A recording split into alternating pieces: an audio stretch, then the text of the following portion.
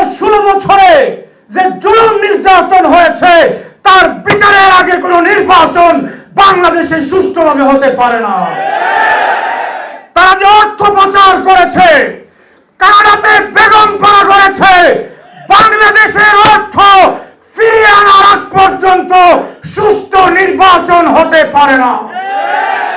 আবু সাইদ মুগ্ধের যে রক্ত ঝরেছে, যে ভাইরা শহীদ হয়েছে, তাদের বিচার হবে। তাদের বিচার ছাড়া বাংলাদেশে সুষ্ঠু নির্বাচন হতে পারে না। খুনি শেখ হাসিনা হাজার হাজার মানুষকে হত্যা করেছে, শত শত মানুষকে গুম করেছে। আমার মায়েরা বিধবা হয়েছে, আমার সন্তানেরা পিতৃহারা হয়েছে। আমার ভাইদের কষ্ট লাঘব ছাড়া এদেশে কোনো সুষ্ঠু নির্বাচন হতে পারে না। বাংলাদেশ নতুন ভাবে জুলাই আগস্টের বিপ্লবের মাধ্যমে স্বাধীন হয়েছে। এই স্বাধীনতা পরবর্তী আমাদের আকাঙ্ক্ষা কি, আমরা কি করতে চাই, আমাদের সেটা বুঝতে হবে। আমাদের স্বাধীনতা পরবর্তী আকাঙ্ক্ষা হলো, 1 নম্বর চূড়ান্ত আকাঙ্ক্ষা একটা আছে, সাময়িক আমাদের একটা আকাঙ্ক্ষা আছে। আমরা মনে করি দীর্ঘ আন্দোলন সংগ্রাম ত্যাগ তিতিক্ষার বিনিময়ে আজকে এই গণ অভ্যুত্থানের মাধ্যমে স্বাধীনতা অর্জিত হয়েছে। আমরা জেল জুলুম শিকার হয়েছি, এদেশের মানুষ হত্যা গুমের শিকার হয়েছে, হাজার হাজার মানুষকে রক্ত দিতে হয়েছে। ছাত্র জনতা তারা রক্ত দিয়েছে, নিজের বুককে বুলেটের সামনে তারা অকুতভয় সৈনিকের মতো তারা নিজের বুককে পেতে দিয়েছে। দীর্ঘ রক্ত আর সংগ্রামের মাধ্যমে অর্জিত এই অভ্যুত্থান পরবর্তী আমাদের আকাঙ্ক্ষা কি আমাদের বুঝতে হবে। আজকে বাংলাদেশের রাজনৈতিক দলগুলো জাতীয় নির্বাচনের জন্য তারা সরকারকে প্রেসার ক্রিয়েট করে। আমাদের পরিষ্কার বক্তব্য, 15-16 বছরে যে জুলুম নির্যাতন হয়েছে তার বিচারের আগে কোনো নির্বাচন বাংলাদেশে সুষ্ঠুভাবে হতে পারে না।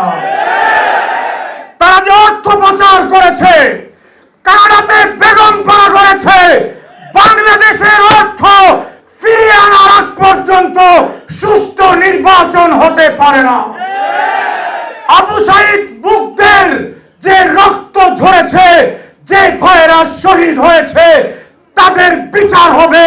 তাদের বিচার ছাড়া বাংলাদেশে সুষ্ঠু নির্বাচন হতে পারে না। খুনি শেখ হাসিনা হাজার হাজার মানুষকে হত্যা করেছে, শত শত মানুষকে গুম করেছে।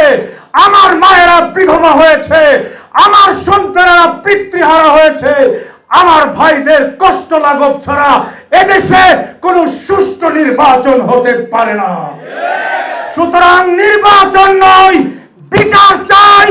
বিচার করতে হবে, হাসিনাকে ফাঁসি দিতে হবে। এটা হলো আমাদের 1 নম্বর আকাঙ্ক্ষা এবং প্রত্যাশা। চূড়ান্ত প্রত্যাশা হলো আমরা তিনটা স্বাধীনতার যুদ্ধ করতে হয়েছে। এক বুক আশা নিয়ে 47 দেশের মানুষ স্বাধীনতার সংগ্রাম করেছিল। তারা আশা ভঙ্গ হয়েছে তাদের। 71-এ আবার তারা ঐক্যবদ্ধ হলো, সংঘবদ্ধ হলো, একটা সোনার দেশ হবে। কিন্তু মানুষ আবার আশাহত হলো। 2024 সালের পরে আজকে বৈষম্য বিরোধী আন্দোলনের মধ্য দিয়ে যে বিপ্লব হয়েছে, এই বৈষম্য বিরোধী আন্দোলন চূড়ান্ত রূপ ধারণ করবে একমাত্র বৈষম্যহীনতা যদি কোনো আদর্শে থাকে, সেই আদর্শের নাম হলো ইসলাম। ইসলামকে রাষ্ট্রে কায়েম করে খেলাফত কায়েম করা, এটা হলো আমাদের চূড়ান্ত আদর্শ, চূড়ান্ত লক্ষ্য। বাংলাদেশ খেলাফত মজলিসে নতুন পুরাতন আমরা যারা আছি, আজকে যারা আমরা সম্পৃক্ত হয়েছি, আমাদের লক্ষ্যকে স্থির করতে হবে। আমাদের পরিষ্কার বক্তব্য, তন্ত্র মন্ত্রের দিন শেষ, খেলাফতের বাংলাদেশ। আমরা চাই খেলাফতের বাংলাদেশ কায়েম করতে। সেজন্য আরো ত্যাগ তিতিক্ষা কুরবানির জন্য আমাদের প্রস্তুত থাকতে হবে। জেল জুলুম আসবে, নির্যাতন আসবে, গুম খুম আসবে, ফাঁসির কাস্টে ঝুলবো, কিন্তু বাতিলের সাথে কোনো আপোষ নয়, হয়তো শাহাদত নয়তো খেলাফত। এটাই আমাদের চূড়ান্ত প্রত্যাশা। এই লক্ষ্যে সবাইকে ঐক্যবদ্ধ, সংঘবদ্ধ, আদর্শ সংগঠন গড়ে তুলে ইনশাআল্লাহ বাংলার জমিনে খেলাফত কায়েম করব। আল্লাহ আমাদের তৌফিক দান করুন।